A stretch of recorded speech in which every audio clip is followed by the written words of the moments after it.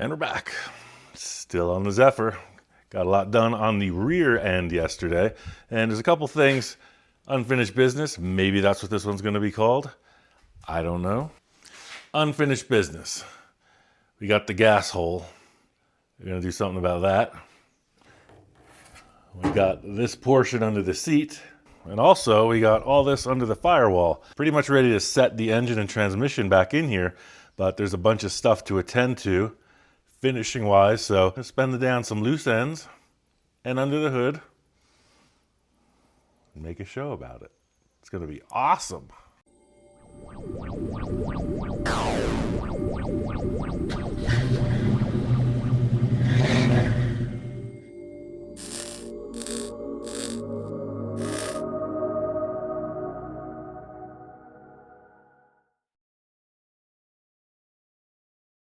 All right, a first step in so many things is preparation. Little tip I learned from a painter years ago, for masking and for protecting for weld splatter. We got some glass lenses. We don't want nothing sticking to them. You know, if I'm grinding here, that stuff is going there. So this isn't perfect for a big exposure. We're gonna try to stay off of that with any hard welding. But yeah, you know, a little bit goes a long way, just thinking about that. I'm gonna be grinding the heck out of this, probably on a time lapse. All this work we did yesterday. I'm gonna start by just filling up that hole.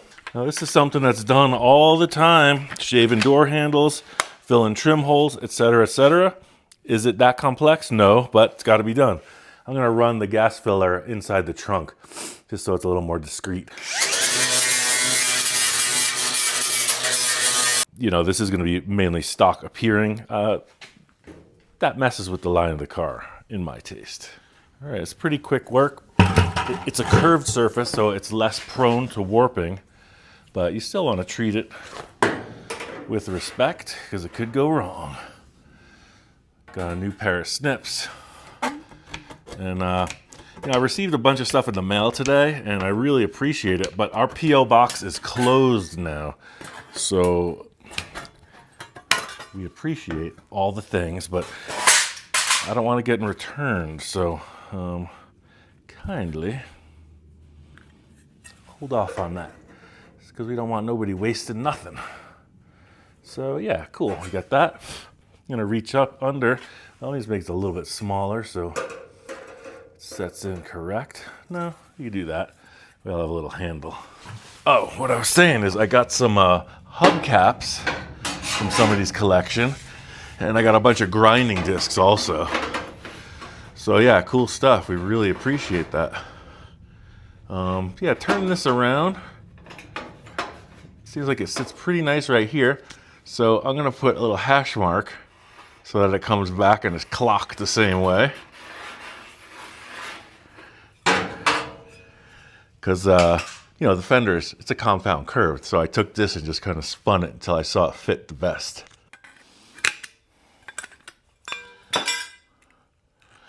All right, now somebody else gave me these cool little magnets, and they're inside the car holding a piece in place, but I'm gonna grab one because I think it'll be perfect opportunity to show them off. These little things, I was told that they're for templates, etc., pattern paper, and they do work good for that, but tell me that's not a perfect handle to weld that in place.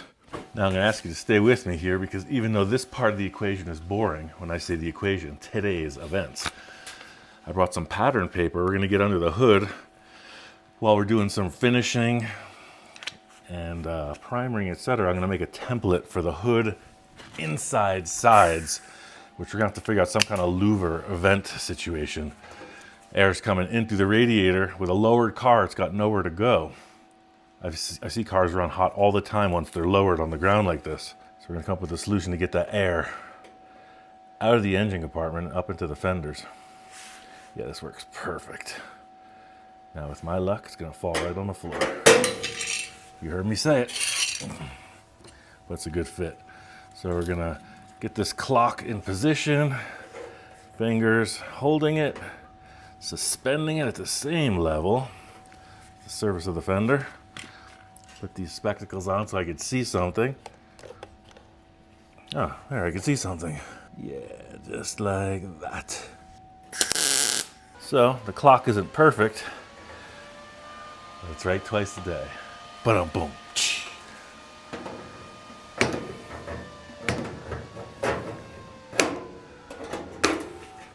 Nah, that's cool. Maybe just take a little bit more right off of here.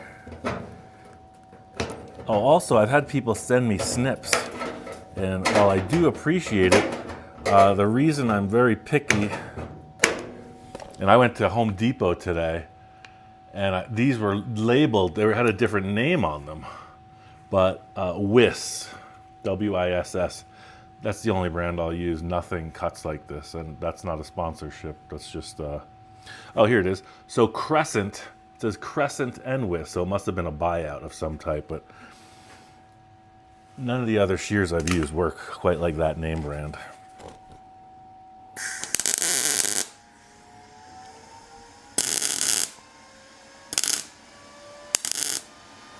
And again, simply my experience.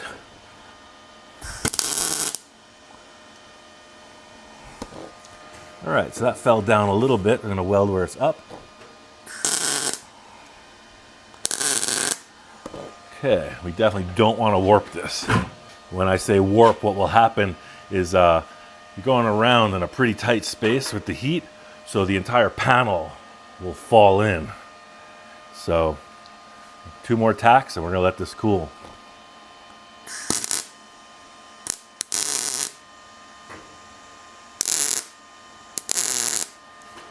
And a lot of times you won't even notice that until you go to put filler on. Because this is flat, this is curved. Yeah, see, I can feel it already, this is down. So the simple thing to do is going to be let this cool, sand off the high spots on these welds, get in there with a hammer and dolly and raise that up. Right now, we're stopping. Going to clean out the inside, so we're going to do a whole bunch of going around. It's the going around episode. Get that a very flammable seat out of there. That's a fire. All right. Coming back in here, we welded that on. We forgot that side, but that's what those little magnets were holding, that little plate, so definitely want to close that off. And I had put some primer on there too, so.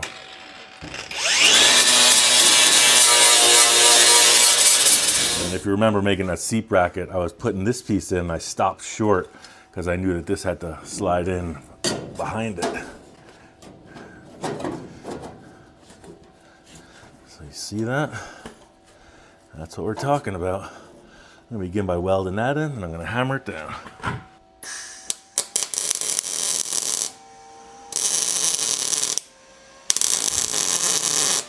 So, I'm not worried about warping this at all.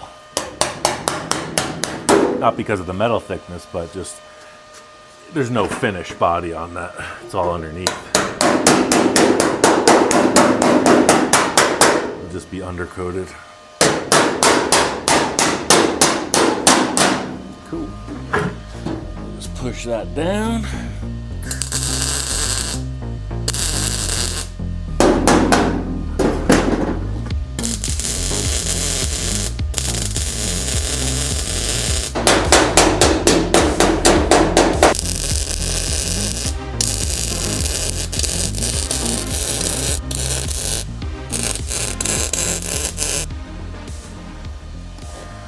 Okay, so now that this is in place, I'm going to weld this seat bracket in, because that's a keeper.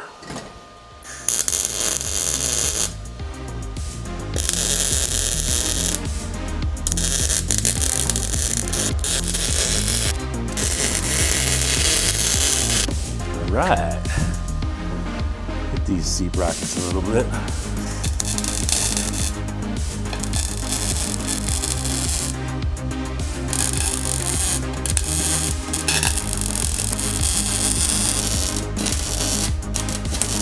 If you remember when I started these brackets, I was using the flux core wire, and I prefer this. Yeah, just just reinforce everything with the MIG weld. That's the metal and inert gas, not the flux core.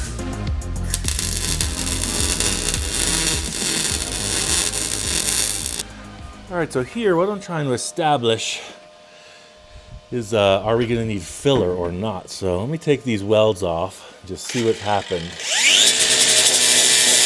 Yeah, we're gonna set up filler on this seam and on some of these marks. So let me just break these weld beads. And also this area here where the steering column comes through, I actually ordered a grommet for this. It wasn't what I wanted, so I'm still shopping for something to finish that off. There's a few companies that have them, but I just want it to look nice, not like a race car part.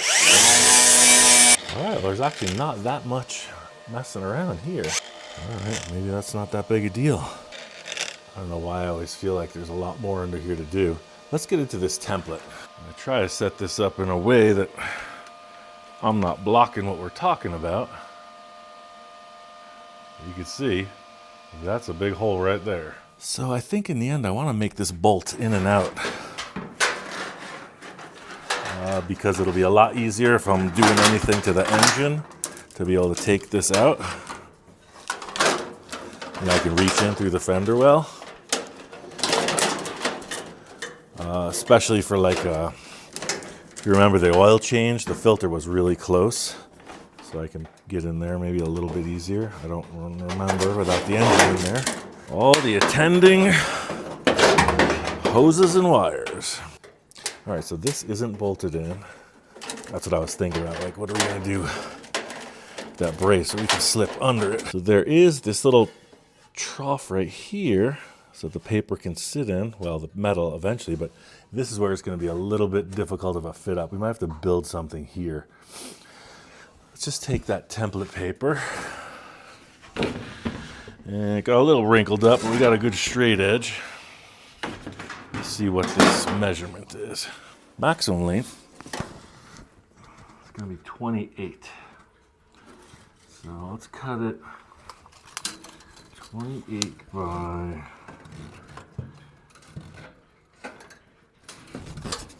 by 14. And let's just say that it's pretty wrinkly right here. Let's get that out of the way. So 14, which is here. Let's aim these in that direction. So yeah, if I push this up against that, that's cool, but we want to drop it. Go and drop it here. And we want to drop it, say, yeah, let's say here. How much? About a Sharpie marker. About that much. So just cut it that much to start. Do it backwards.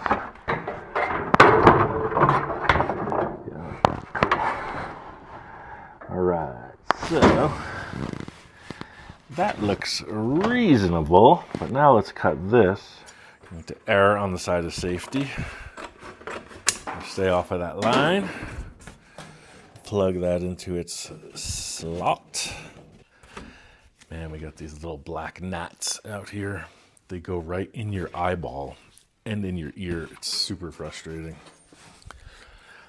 If I could just get back to my home planet, we don't have any of these problems. The heat, the humidity, the oxygen, it's just so much more pleasant. Cool, so this looks really good. We just want to drop this down a bit more. Hopefully we can see this. I'm going to take this one, drop it that much. Car's all the way down, so this A-arm is all the way up. So that's the clearance we want to worry about. They put these little rubber flaps. I don't think we're going to worry about that because this car isn't driving in the rain ever. But what you would do here is just like have a little rubber flap with a slit that would keep some of the water out if you were driving in the rain. So this looks cool. I'm just going to bring this around and, you know, happy little shape that looks a little bit more decorative than just slash with scissors. All right. I'm gonna do a quick rough out of this because this is way tall, and it looks like we could have it like that. Yeah, let's chop that.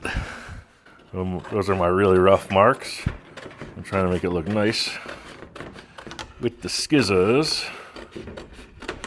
And let me do a little action on here. So we'll just kind of bring this so it looks a little nicer.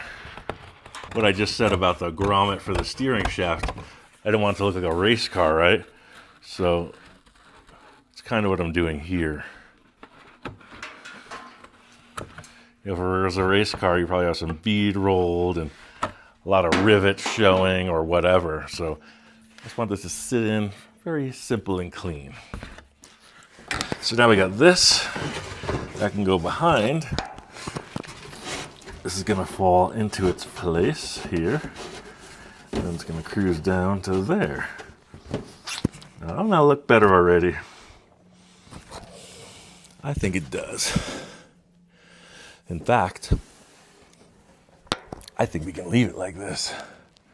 There's a bolt interfering right here for the fender. We don't want it to hit that. But what I'm getting at, so I was saying I didn't want to have any distraction of like a whole bunch of hardware, rivets, etc. So I think what I can do with this, thinking and working at the same time. Let me open this up a little bit more so you can see that A-arm and not really fudge with the hardware too hard. I think this can be put in with simple screws, and the edge will be that vinyl edging like you push on.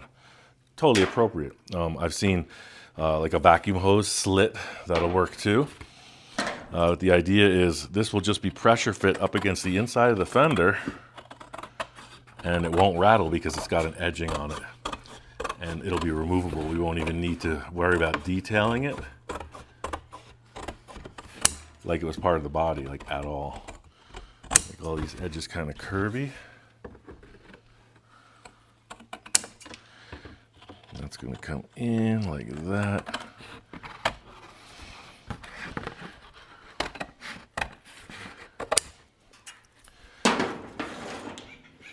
So that looks pretty mellow. So you follow me? So this is a piece of steel. It's got the vinyl edging all the way around it, and maybe 1, 2, 3, 4 screws. Because it sits in here.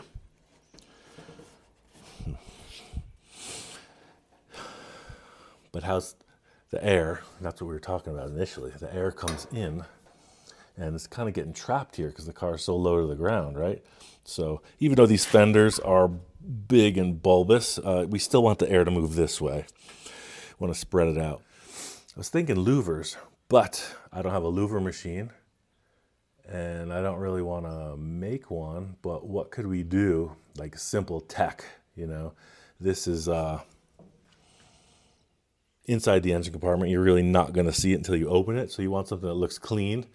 Doesn't need to be overly decorative. So, just looking at this. Oh yeah, this is hitting now. Oh, there we go. Still gotta bring this out more. Yeah, it's gonna want to be out to here. And this will be 18 gauge. I have a lot of that at the shop. So, not having a press or tooling to form that into a louver, what do? I say we experiment right here. So I got a little idea. And no, I haven't done this before. I was just thinking. So what if, we got our angle here, right? But just to say, it's sort of like shark gills. In other words, I left space here and here for strength, right? But we're here, right? We're coming through at about that distance. That allows this to really grip it, right? So what if we just followed this angle a number of times, slid it with the grinder, and just pried it open? Sound like a mess? I don't know. Let's see if it fits this side first. Then maybe we'll cut this. All right, so is this side connected? Sure ain't. So this side has the shock in place. So that might interfere things in the long term. But coming in, we hit there. We slide down. Yeah, no, same concept. We just have the shock arm here. So let's just bring this up and over to accommodate for that. Yeah, groovy.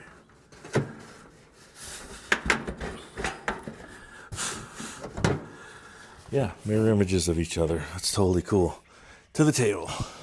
Now I know what you're thinking. You're starting to look a little disorganized, right? But I'm not actually disorganized. I know where everything is here. We're just running out of flat surfaces. So, that's our thing, right? That's what we said is going to be our first slit.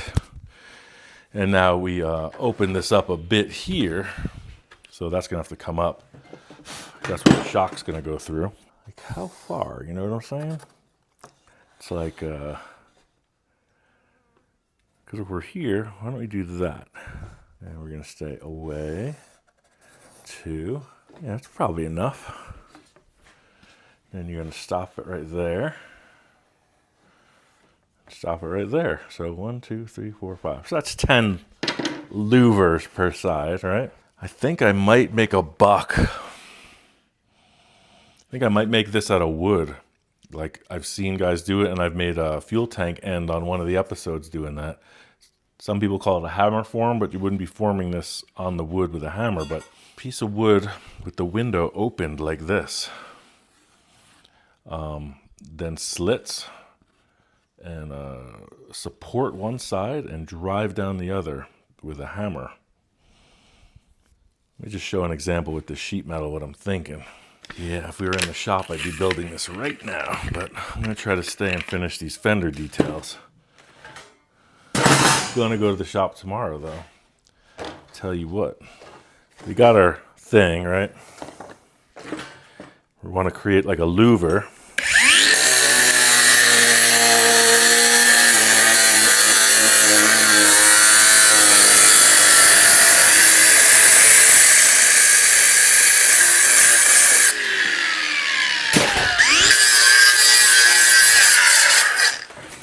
And we're going to stay off the edge X amount.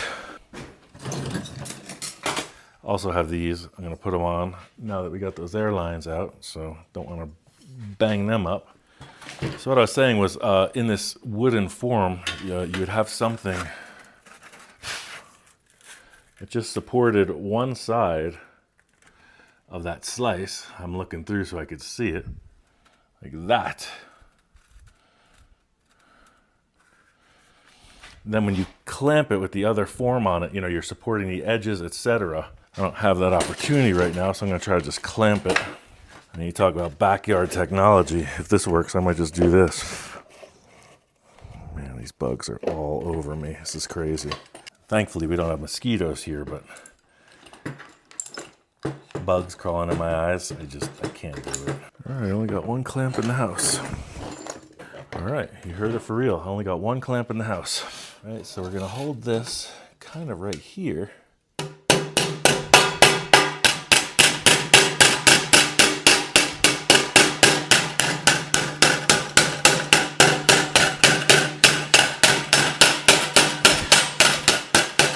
We're just gonna work that up like that, right?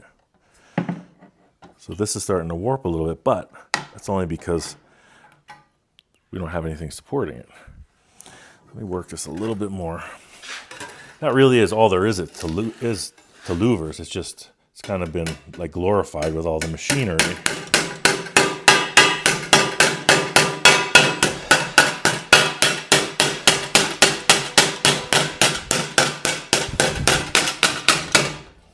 With all the machinery that does this. starts to look like something that's really exotic when in fact it's not. It's just pushing metal.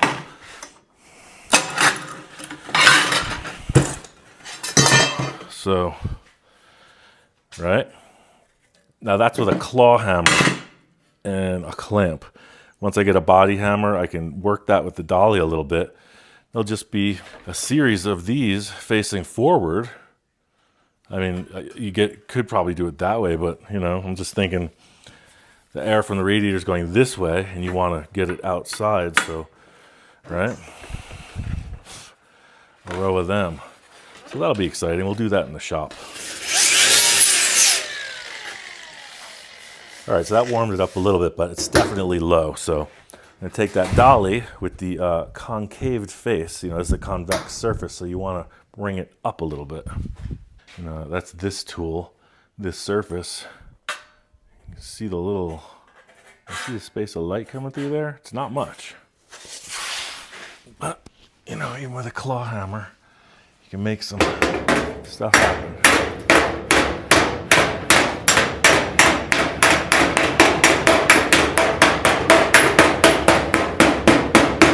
Yep.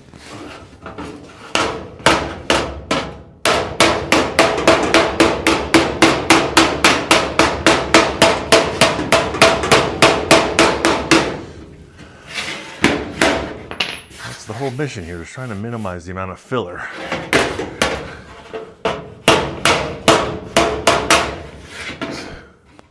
I just knocked that free. I stretched it. Yeah, overstretched that. Just a little bit. All right, let's continue to weld it. I think I could finish this welding now that it's hammered into shape because I rose it up just a little bit. And it's neat with this welder. Like I said, it's so low. You almost don't put any heat into the material if you do it properly. You can make a bead very small.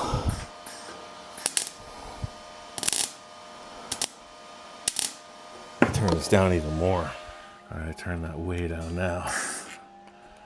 You might even get some short circuit action, which is what we're looking for in this type of thing. When I say short circuit, I mean you're gonna hear it snap back a lot. See, very small weld.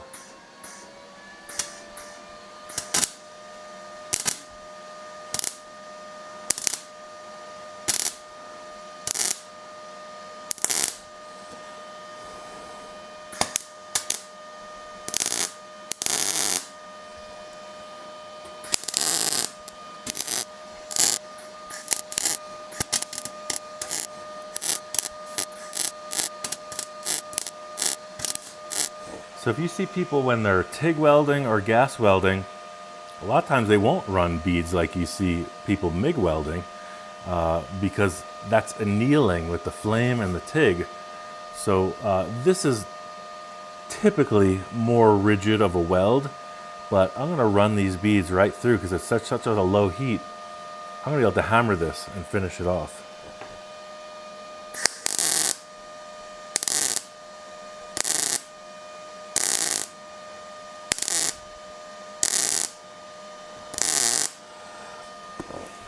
See how localized the heat is? That's what you're looking for.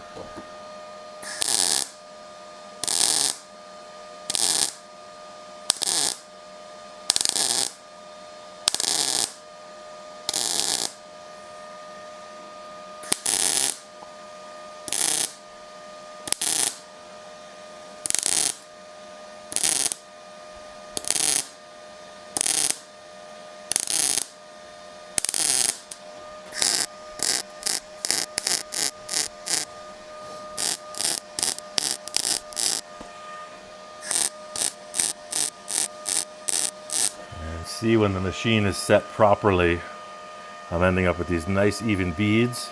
It's not burning through, and it's not creating a heck of a lot of heat.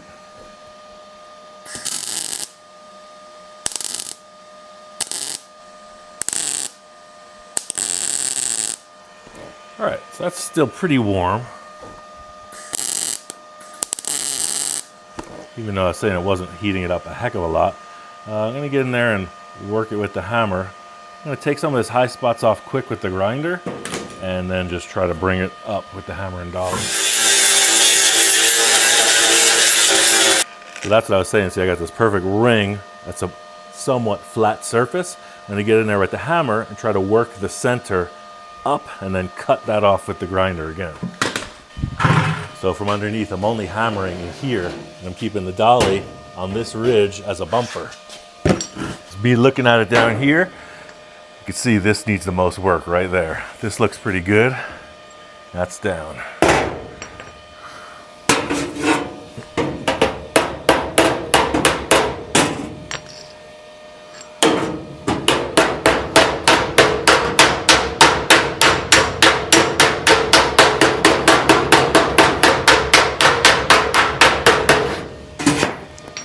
Be a lot cooler if I could see what I was doing. A little light on the subject, on the task at hand. Oh, and I can see from under here really clear where the metal isn't following the form.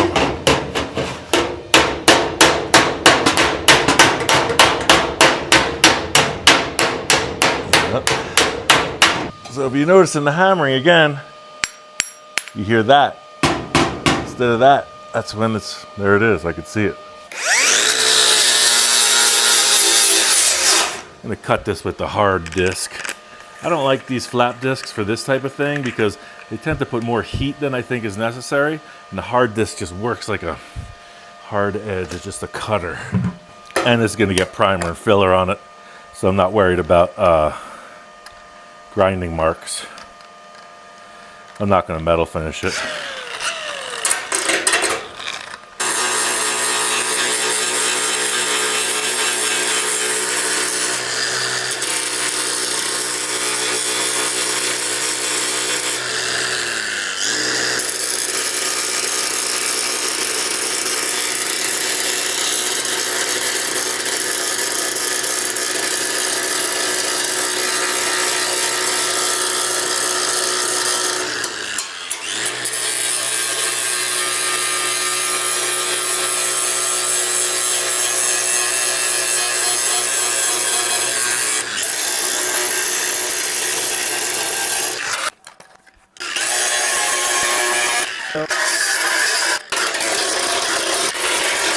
All right, so that's pretty much it for me. It's reasonably close. I don't go crazy with hammering and finishing stuff like this. Patch of filler, that much, 1/8 of an inch thick max. I have no problem with that. Just for color, I'm gonna take the flap disc and just open this up. And I'm gonna put the filler right on the steel. There's a lot of debate about that. Epoxy primer is a great surface to apply filler to, but I have been successful over and over putting this catalyzed filler right to the steel, especially on a panel like this that's not heating up. It's relatively flat and it's super thin, so you know, if you're bulking up in a corner or something like that and you have a big chunk of filler, I think it could tend to snap off or heat and expand at a different rate and crack, but that's not going to. So I mentioned I'll do this for color. It's just scuff into the primer and make sure the metal's clean.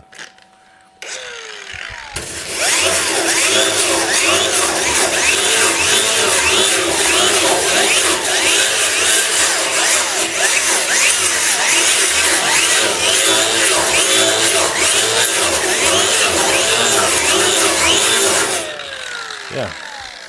I know you can't feel that with your hand, but it's low right here. I'm going to hammer that up just a little bit.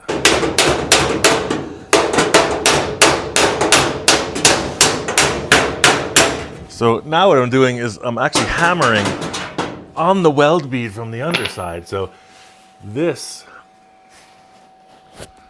ring of weld bead you see, I'm hammering because it's pronounced on the underside of the fender. So holding the dolly here, I bang on that weld bead and it pushes everything flat. Now that is, like I say, 1/16, 1 inch. Let that cool off for a minute while I mix some filler. Again, that debate of should it be epoxy primer first? In a perfect world, sure, why not?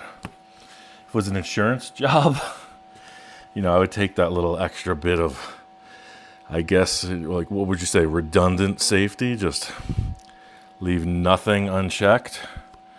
But this is prone to trapping moisture, I understand, if left uncovered. But think about this. We're in California. Humidity is less than 10%.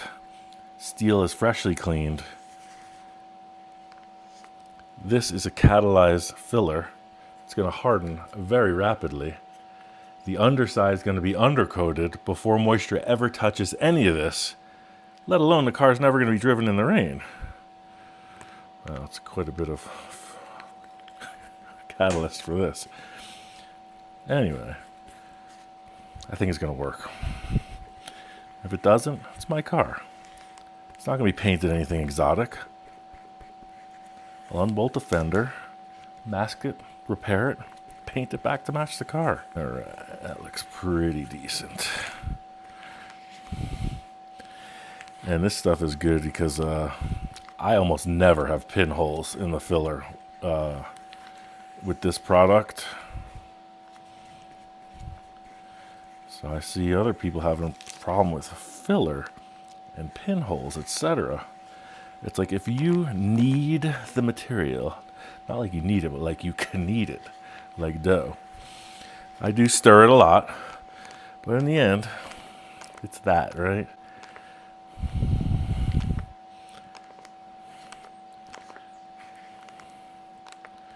Again, am I a pro? No. Just a guy who's had successful results. So, one quick little swab just to get the, you know, it's because there is a little bit of an unlevel surface here. And of course I mixed up way too much, but that's what I'm prone to do. That's kind of that. I take this over and schmutz the rest on the firewall. Yeah, just a little crown, because I can cut that down with the sander. But you know the old saying with filler, because nobody ever applies it 500 times over and over again to create their surface. One swipe to fill, one swipe to finish. There it is, 50 swipes in. A little pronounced there. I'm going to cut that down because we want a nice contour. Cool. And I didn't even worry about making it any smoother than that. Cut those ridges right off with the 80 grit. So since I got some extra of this, we got this seam. It's a pretty pronounced welded seam right here. I'm just going to use it because it's starting to catalyze a little bit already. Yeah, that's it. We're out of time. Cool. So, end up with very little waste. Another product from Eastwood. It's the 2K. It's got a catalyst. So you hit the button at the bottom, shake it for a while. This is high build urethane primer. So the other product I was using is direct to metal. This is more of a filler primer.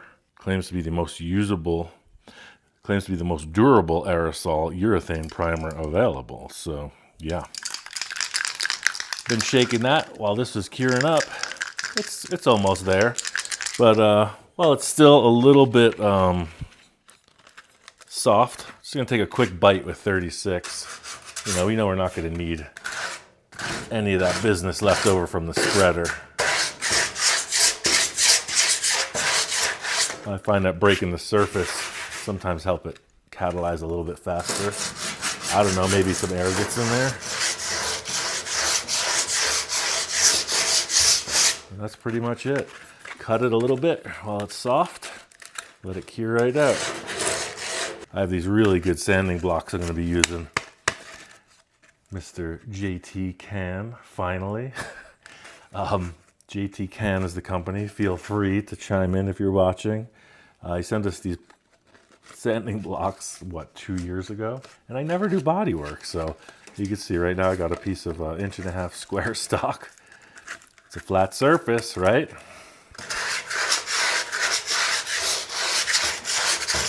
See, now it's dust. So we're where we want to be. And that's kind of it.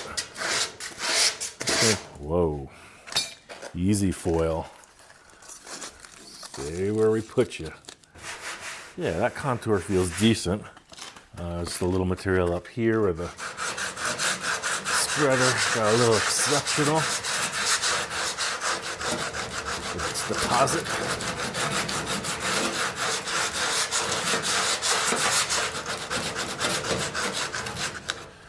Yeah. Take all that off of here. Cool. Now, this here.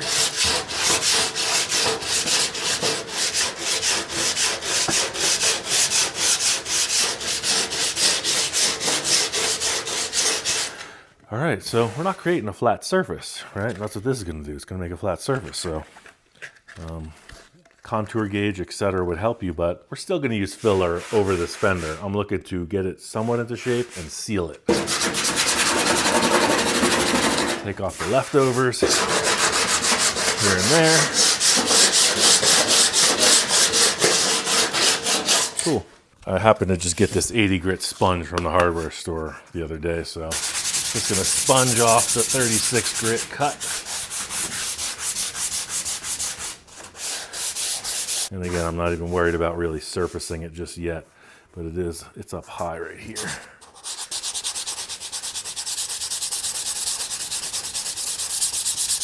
And yeah, I have blocks and sandpaper and all that business down at the shop. So, this is what I was saying about the primer potentially soaking in moisture. This is what I was saying about the filler potentially soaking in moisture is we're 10 minutes into this and it's getting sealed again. So, there's that. I just don't see any opportunity for it to get in there and rust. Not on my watch. Cool. Quick smack with a rag. We're ready to... Cool. Let's see how this primer works. And it has an adjustable thing on the nozzle. Oh, that's what we want. We want a smaller fan. We want to build it. A little darker color. But...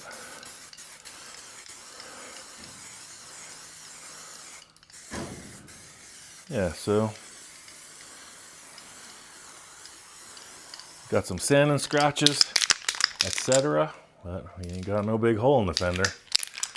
So the rest of the afternoon, I'm going to stop it right there. For the rest of the afternoon, I'm just gonna mess around with the firewall, doing the same thing, fill in spots, sand in spots, and I'm gonna get in with the primer because I want to detail that engine bay and then put the engine and transmission back in. So it's probably gonna go to the shop next week. We're gonna do a swap. We're limited space. Bring the Merc here, bring the Zephyr down there, do some mechanical, mess around with the Merc here, yada yada. Time's closing in. Little Jewel's still sitting out at the ranch. We're gonna try to fit that thing into the shop by the winter time. So yeah, you can see we got the Jeep at a friend's house. Progress is being made on that. Things are getting pretty cramped in here. We're gonna keep going though. I want to drive this Zephyr by spring. It's August, September, October, November, December, January, February. We got 7, 8, 9 months. We're going to drive it. Not next episode, but stay tuned.